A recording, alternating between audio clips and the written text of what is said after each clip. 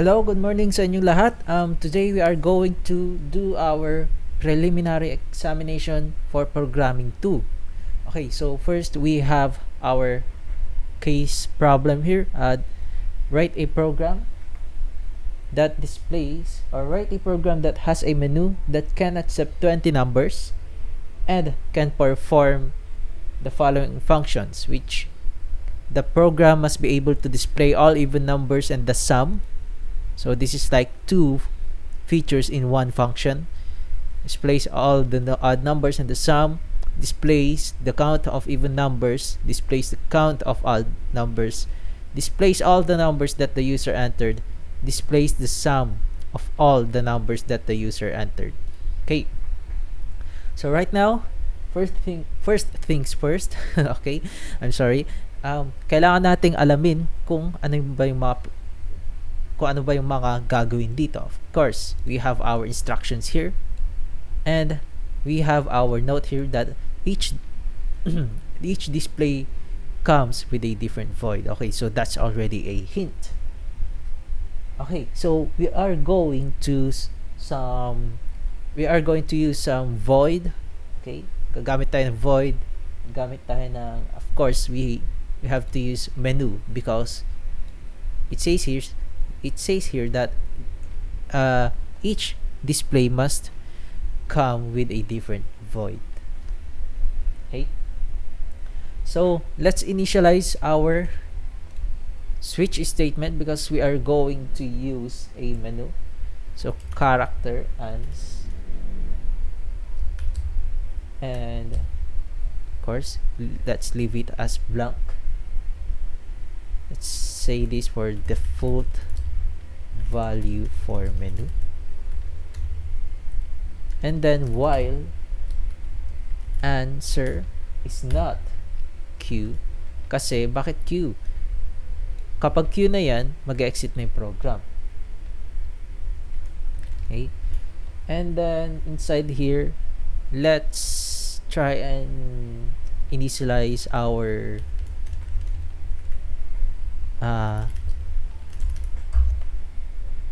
default menu, kind of like a void.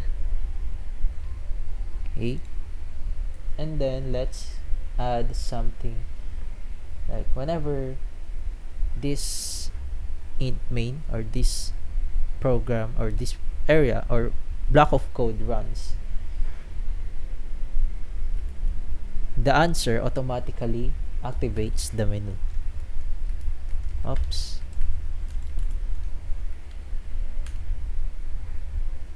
Menu void.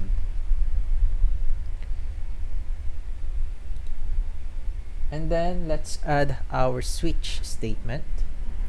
Switch ans, magbabase tayo sa ans na variable, and then if we type in like case W, okay, capital letter, we should like enter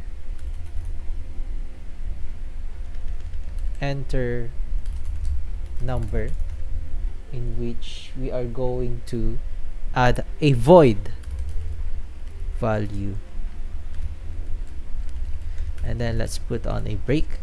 Ang gagawin muna natin, paganahin muna natin itong yung enter 20 numbers. The program can accept 20 numbers. And okay, so papaganahin muna natin to.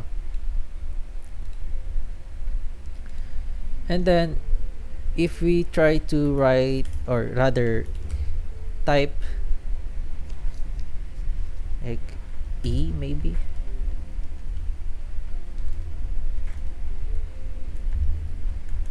displays all numbers. Okay, so first we are going to do this feature of the program, tapos ito lang muna kasi ito yung pinaka-importante, itong dalawa. Mamaya na iba. Okay.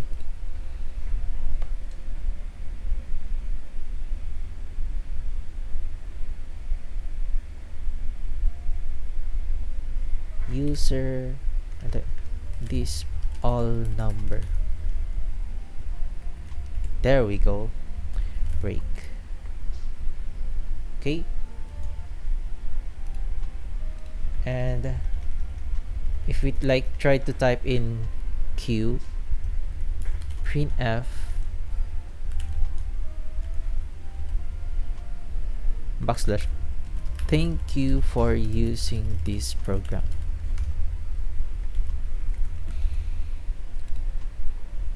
But wala muna tayong menu, so we have to initialize our menu. Okay, we have to initialize our menu. So let's use this one. Car menu, and then system CLS. We have to clear the screen whenever this code is activated. Printf \n select. Let's do something quite like this. Pretty good. This is nice. This is deeply good. And let's type in printf, and let's type in our instructions for entering the letter. So W to enter 20 numbers, and then printf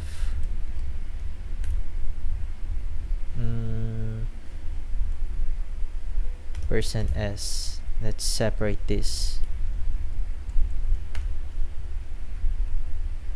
\n. Let's type in 20. I think that's pretty good so far.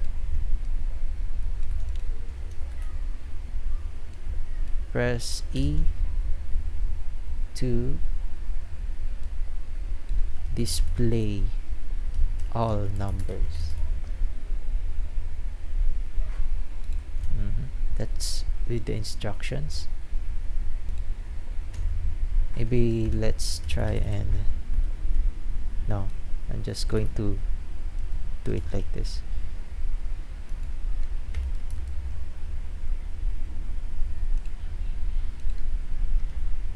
No, press and Q to quit program. Are there any errors?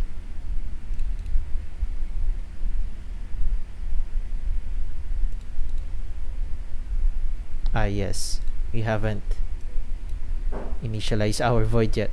Okay, so we have already initialized our menu, but since we haven't initialized these our voids, and that is the reason why we are getting this error. So let's type in here the void. We're just going to copy paste this all num, and then we are going to copy paste this again underneath the character menu. Someone messaged me. Okay, let's type in here system CLS. Alright, the return to upper get ch. Return to upper get ch. This one is important so that we can accept letters, or we can press some key. I think this is doing great so far. Okay, our menu looks like that. I'm sorry. I'm just going to like maybe 40%. percent, let's type in here like %s, but we are going to type maybe 50. I don't seems pretty good.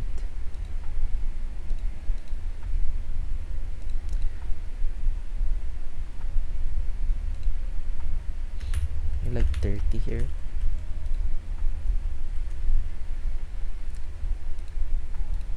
Maybe like let's type in our, oh no, let's type in just a simple blank here, just to make everything organized. And then no, %s, %s, %s, and 30, 30, 30. Get that 30. And then going to just remove these double quotes and add another comma, like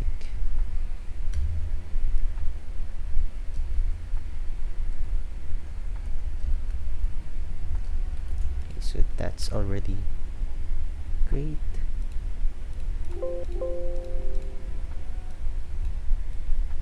Remove these spaces. Okay, so we are getting there. Maybe like 15. Okay, so this is what we wanted. W to enter 20 numbers, E to display all numbers, and Q to quit the program. Of course, our void are working already. Let's try that again. When I press W, we are met with a blank screen. That is because we haven't added any code into our void yet.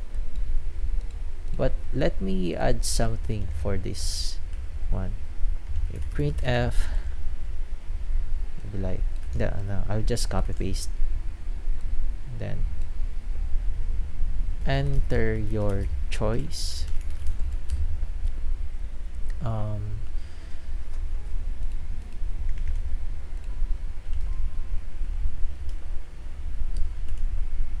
Let's try that again. We are doing great so far with this one. Let's try and add another \n there and run the program. Yes, that is what we wanted. Of course, so let's try and do this code. Okay.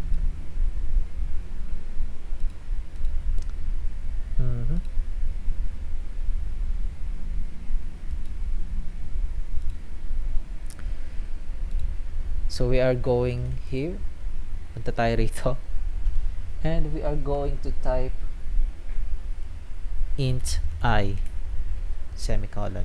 Now we are going to use array with this one. Okay. We are going to initialize a universal variable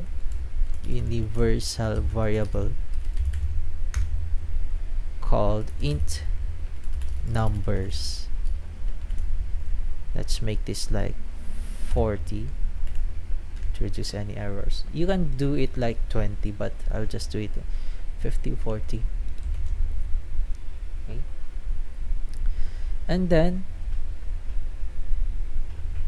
our favorite code system CLS, and we are going to use for loop. For I is equals to 1, semicolon, I is lesser than or equal to 20, I plus plus. You can use any loop that you wanted as long as it doesn't show any errors or it is modified to display. It is modified until it displays the correct results. And then, of course, we are going to scanf here. We are going to add some scanf here. Enter number.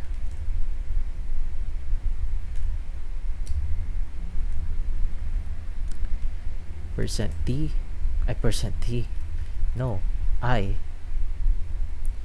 and then like percent t, percent 2d here, and then that's already our thing. Scanf percent t, and then I, and then no, numbers I. Okay, so let's add something like this, the ampersand symbol. Okay, so that is what I was missing recently. So let's try and run the program. W 3 4 5 4 3 2. Okay, so our program is already accepting 20 numbers, but we have to display that. As you can see, wala tayong dinidisplay na code dito, so yun ang isusunod natin ngayon. Okay, dito, punta tayo rito. Again, initialize our counter for our array, and then let's just try to copy paste this, copy and paste, and then remove the scanf, and then remove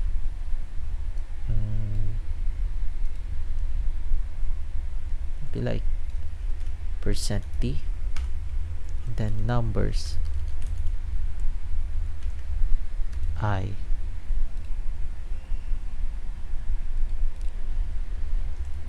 printf all numbers.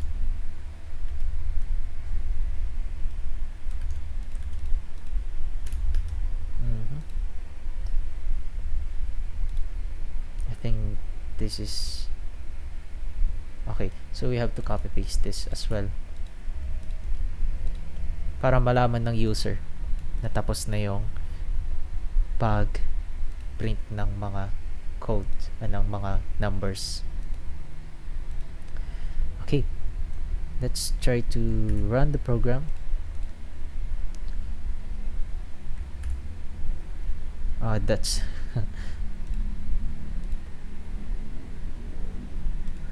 so my keyboard seems to be having problems.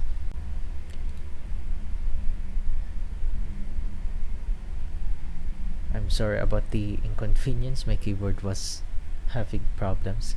Okay, so let's try and run the program.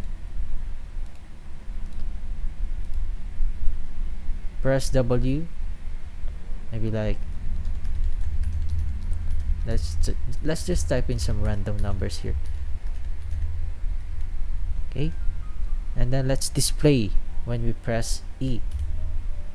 Okay, so it is displayed, but as you can see, magkakadugtong sila. I forgot to write \n here. So let's try that again. W to enter 20 numbers.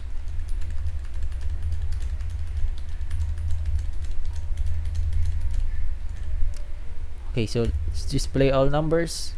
Yes, we have our 5 there, and our numbers that we have entered. Yan yung mga numbers na pinag-enter natin. Okay, so let me just fix that real quick. Okay, so done na tayo dito sa part na to. So 1 2 3 4 6 7 8. Okay, so done na tayo dito sa 1, and then done na rin tayo sa 6. Okay, so let's just type in check mark here. Oh no, 6 not 5. And next is display din daw natin yung mga even numbers and the total. So real quick, I'm just going to copy and paste this to add another switch key, R disp even displays even numbers, and then yes, let's just try to do this first. Okay, so just copy paste this one, put it right here, void disp even, and then add our even array, because we will be accepting even numbers. Okay, so saan tayo maglalagay ng code na nag-accept ng even numbers? Syempre dito tayo sa enter values. But first, kailangan natin malaman kung ano ba yung, kung odd or even ba yung number na iniilagay natin. Okay, so how can we do that? Dito sa for loop natin, di ba dito tayo nag-enter? Let's type a conditional statement. If numbers I modulus 2 equals to 0, this condition determines if the number has a remainder when divided by 2. Pero kung yung number na yon ay walang remainder, that means even number siya. So let's use our array here. Let's type that here.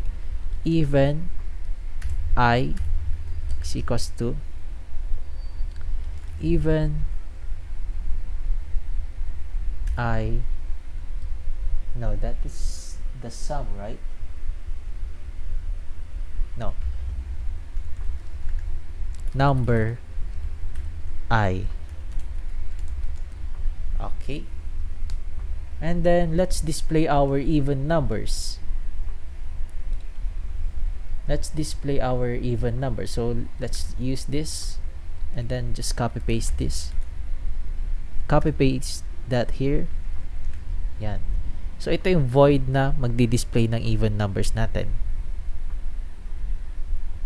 Okay, so this is clear, and then let's copy paste our code here, our return, our system CLS, and our return, and then sa gitna dito na tayo magta-type ng code natin. Of course, we are still going to use array here. We are going to print an array, so let's add our counter again. This I right here, para dito yon, para dito, para ma-display natin yung mga nilalaman ng array natin. And then use this one, even numbers. Okay, so our for loop again. I just copy pasted this one from here to here, from here to here. But syempre ito ang dinidisplay niya yung 20 na numbers, diba? Ang gusto natin is even numbers lang. And then just copy paste this one here. I think this is great so far. Okay, so let's try. Enter 20 numbers. I'm just typing some random numbers here. Okay, so I have typed there 67. Done. Press any key to continue. E to display all numbers. As you can see, we have 67 right there. So iyan yung mga pinagtatype natin. And then yes, I haven't added the the print for the menu. Asan ba yan? So it's R. So when I press R, it shows all our even numbers. So we have 4, 2, 4, 4, 6, 6, 4. Okay, so yan yung mga even numbers natin. But we, as you can see, we have zeros right here. Okay? We have zeros right here. Pero ang gusto ko, yung mga even numbers na may palabas natin. So, let's try to fix our code. But of course, you have to add our key here. Press R to display all even numbers. Okay? So again, iwasan natin yung pag-display ng 0. Paano natin magagawa yun? So ito yung for loop natin na magdi-display lahat ng numbers, right? So what if bago siya mag-print, alamin niya muna kung 0 ba siya or hindi. Okay, so if even I is greater than 0, boom, and cut this one. Okay, so that is our code right there to remove all the 0 numbers. So let's try to run the program again. As you can see, it is already right here. W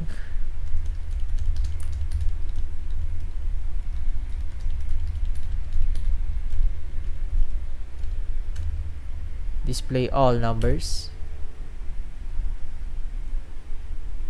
Oh no. Oh no, my mistake. I no, this is not right here. This must be hindi, mali ito. Okay, so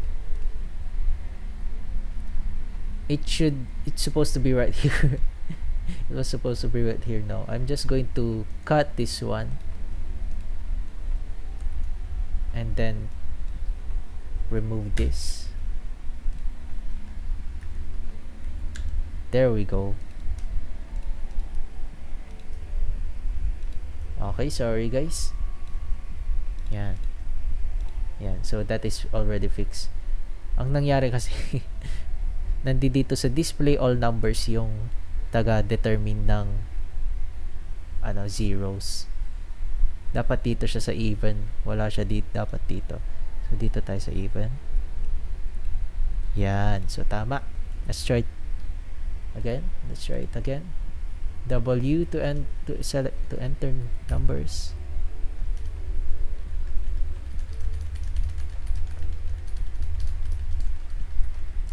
Okay, so when I try to press E, so you can see yan yung mga numbers na pinaglalagay natin.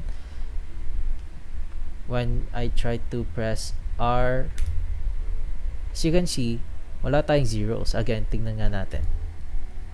Wala tayong ito lang yung mga even numbers natin, no.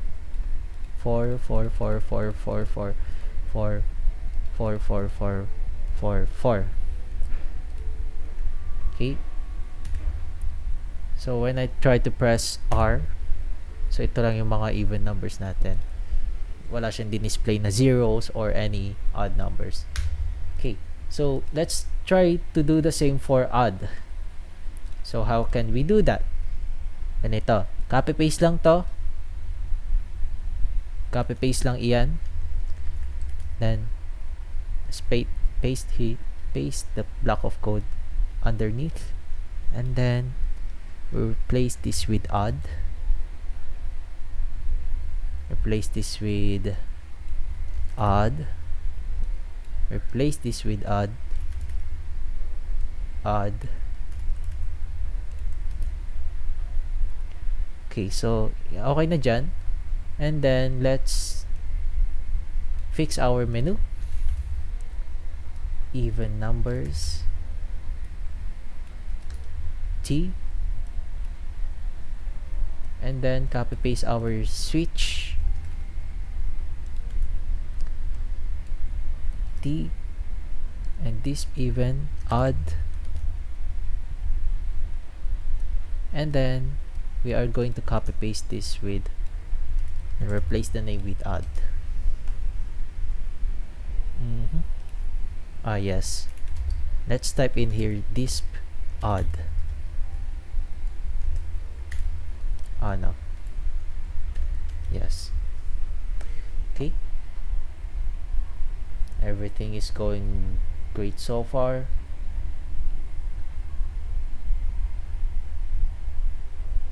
Okay, so let's try to run the program. Enter 20 numbers.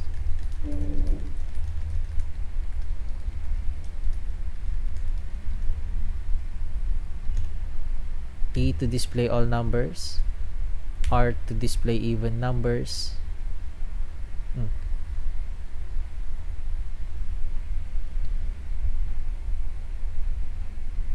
Yes, I think I know the problem. Dito tayo sa enter value. Dito tayo sa enter value. We haven't add our else statement. Add I, tapos numbers I. So ibig sabihin nito, 'di ba ito yung nagde-determine kung even number siya, no? Kung hindi siya even number, dito siya sa else. Ibig sabihin yung number na yun, kung hindi number, 'di ba, odd number. Okay? So ito yung number na yun, yung yung hindi siya divisible by 2. Ito yung number na yun, ito yung odd number na yun, lilipat niya kay odd. Okay. So let's try to run the program again.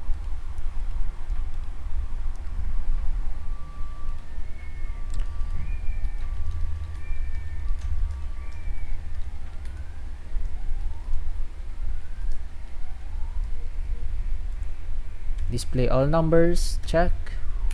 Display all even numbers, display all odd numbers. So you can see, yan yung mga odd numbers natin.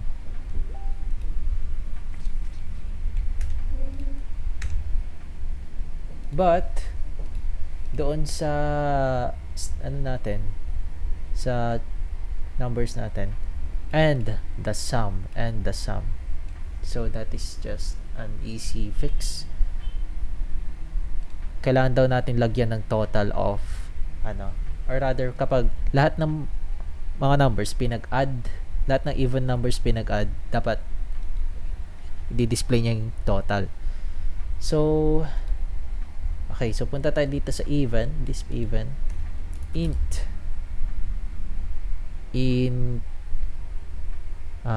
sum even. Okay, sum even.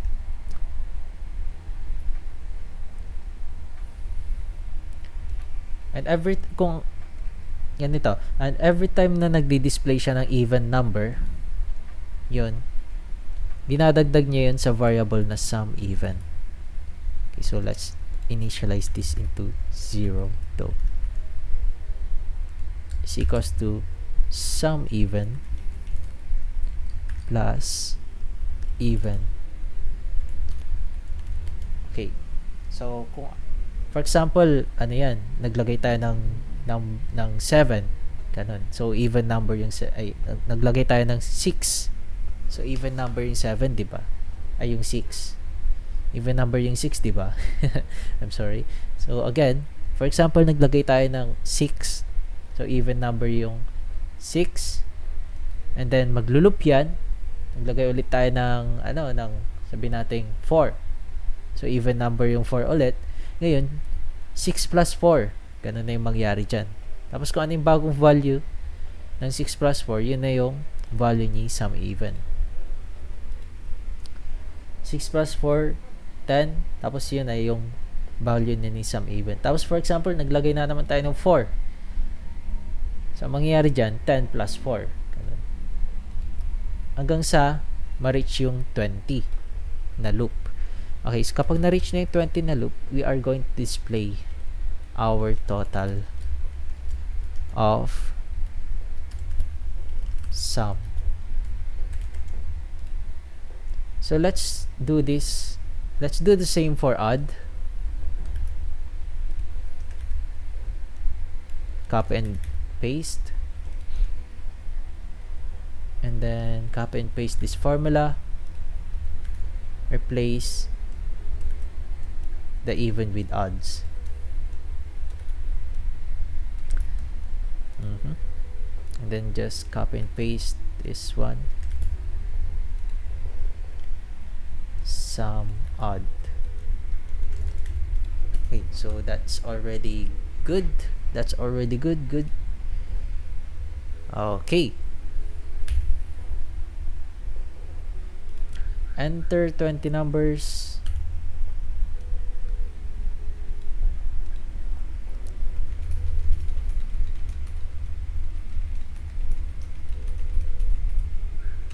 Okay, so display all numbers. Display all even numbers. So, ito raw kapag pinag-add is total of 40. Can we confirm that? 4 plus 4 plus 4 plus 4 equals 16. 4, 8, 12, 16. 4, 8, 12, 16 plus 4 again. Okay. Plus 6 plus 4 plus 6 plus 4. So that is a total of 40. So tama yung formula natin. How about the odd numbers? So okay, so 53 total.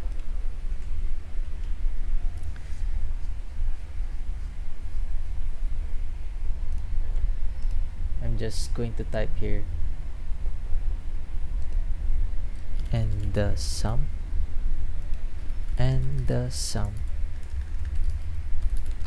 Okay, so next problem. So tapos na to. So this is already done.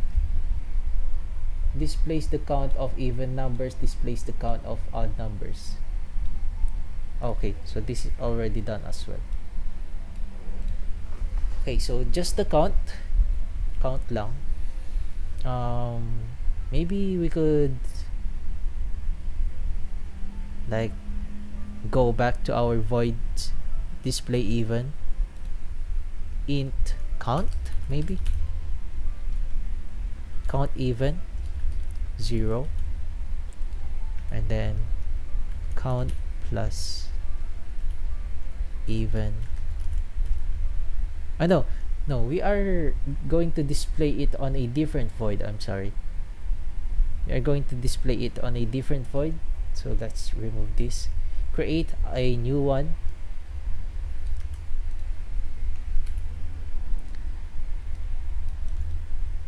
Display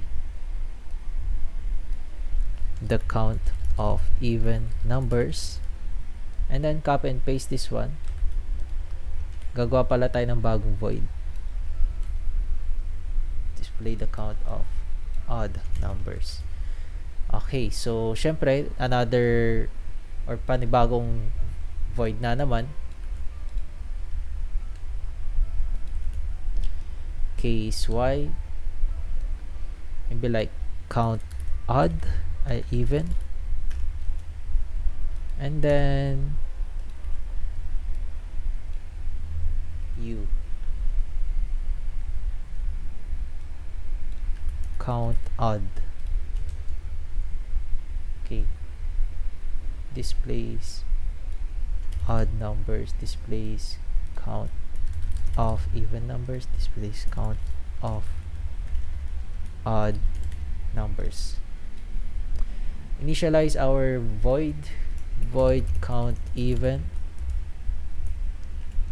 void count odd, and make a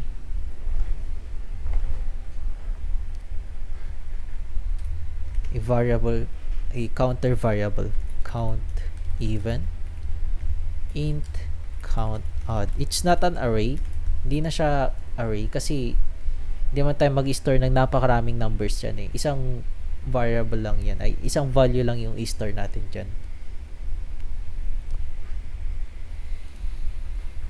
And then punta tayo dito, asan ba yan? Either dito kay enter value tayo mag-add ng counter. Okay, so dito na lang count even plus plus, count odd plus plus. Yan. And then let's just try to create a new void. Again, void this, and then count even system CLS, and then copy and paste this one, copy and paste another this one. Hindi na natin kailangan maglagay ng int I kasi hindi naman array yung variable natin. So printf, saan na ba yan? Printf count of odd or of even numbers %d count even. I think this is fine. Copy and paste this one. Let's change this to odd.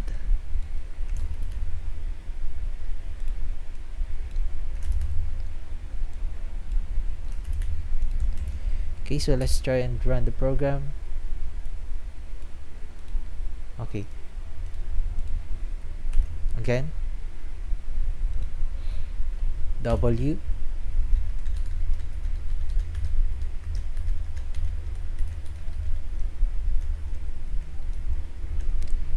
Display all the numbers. Check. Everything's working so far. How about Y? Count of even numbers 10. How about odd numbers? 10. Let's try and check.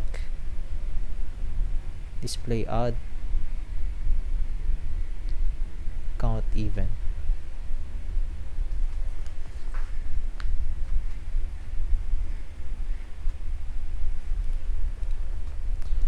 Okay, so what if we try to add, or rather enter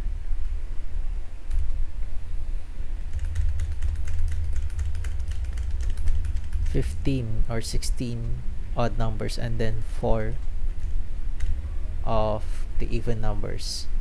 Display. Okay, so things are working real good. Even numbers, we have 4 even numbers, and then we have 16 odd numbers. So let's try and check it. So we have 5 here. So these are, we have 16 odd numbers and then 4 even numbers. Okay, so that is working so far. So this is already a check. And then displays the sum of all the users, that the sum of all the user of the sum of all the numbers that the user entered. I'm sorry. So void here, type right here, void sum of all. Okay, and then sum of all. Add another case, I sum of all, sum of all, sum of all, and then print here our menu, display the sum of all the numbers, which is the total. So we are going to create a new void, void sum of all, system CLS,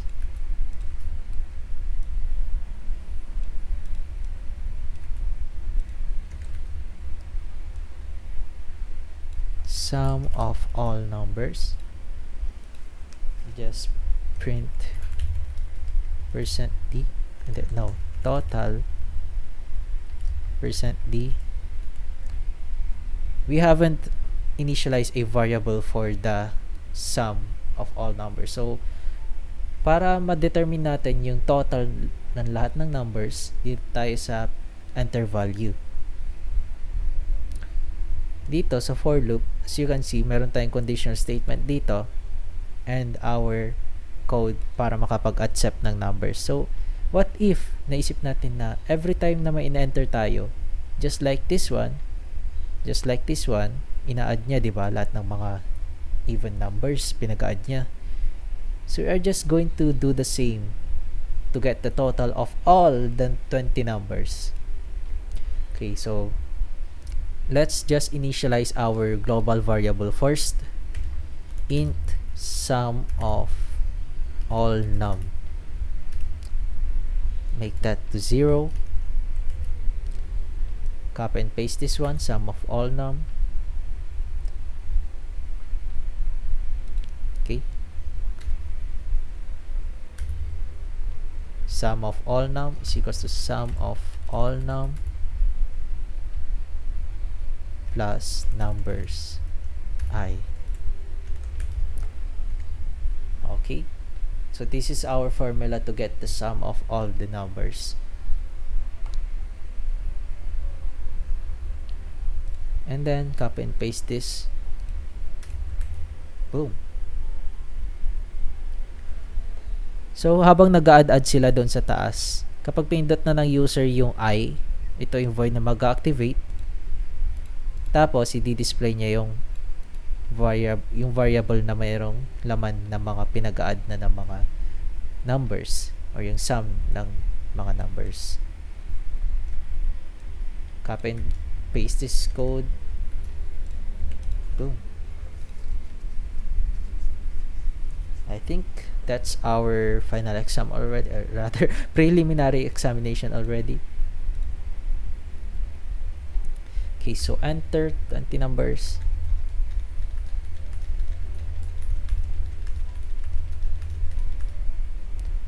Display all the numbers. Display all the numbers. 36. We have 36 even. Rather, these are our even numbers, and we have a total of 36 of them. We have our odd numbers, total of 29. We have 11 even numbers, and then we have 9 odd numbers.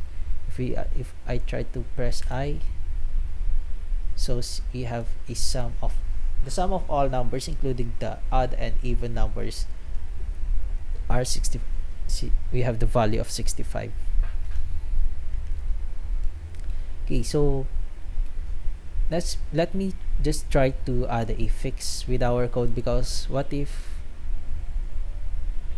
the user enters a new code again or new numbers? Ang mangyari kasi dyan, hindi magre-reset yung array na even and odd numbers, kasi hindi niya na-meet yung 20. So may mga instances kasi na meron lang tayong 11 even numbers. So kapag mag-enter ng panibagong 20 numbers yung user, and some of them are even, maybe like 4 even numbers. So ang mangyari dyan,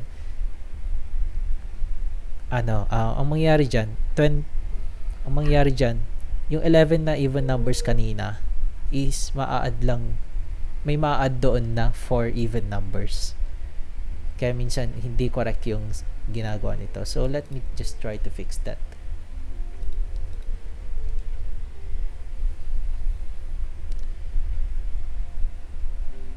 Dito tayo sa,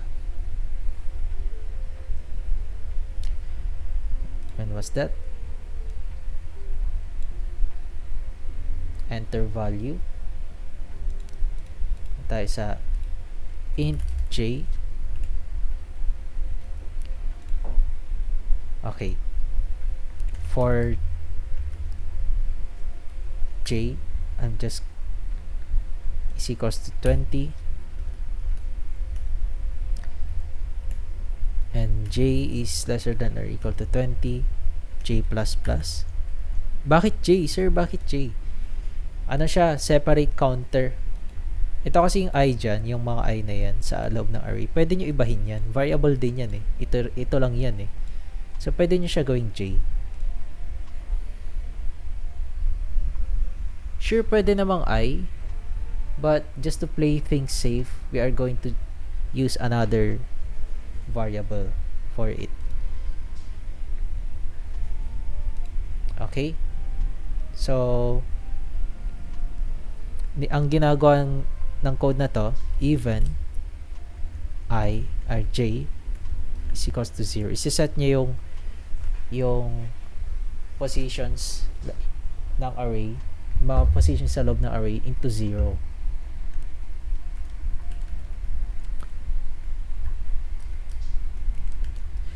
So that is our fix, and actually this is our final exam na. Final exam, our preliminary examination. Sorry guys, oh my god, I'm so sorry kasi kakagising lang ni Sergio. Okay, so yan po yan guys. Thank you for watching this video. I hope na-enjoy nyo ang programming.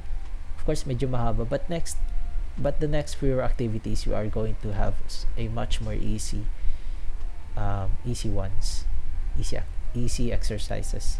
Thank you.